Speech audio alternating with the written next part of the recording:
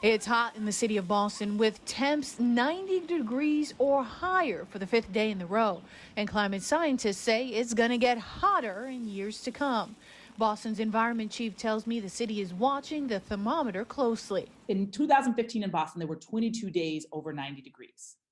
But we're projecting that by 2030, only 15 years later, we're going to see 40 days over 90 degrees. Reverend Mariama White Hammond says the city commissioned a heat resiliency study that mapped the hottest neighborhoods in Boston, with Chinatown, East Boston, Mattapan, and Dorchester registering on top. Some of the places where we have greatest heat islands are also the places that we had our worst redlining in the city and a strong history of racial injustice.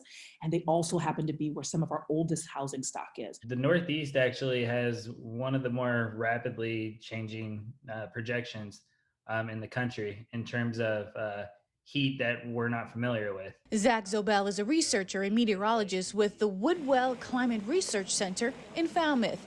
They've been assessing the risk for not only extreme heat, but drought and sea level rise for the entire region. The ocean off the coast of New England is increasing temperature rather quickly in perspective to the rest of the globe. Zobel and White Hammond agree directing development and new construction will also be key. We can't build on every single piece of available land because open space has a real impact. In the short term, the city is making sure cooling centers are open on the hottest days and fans and ACs are available to vulnerable communities. They also plan on turning splash pads on earlier in the year and planting 2,000 trees next fiscal year.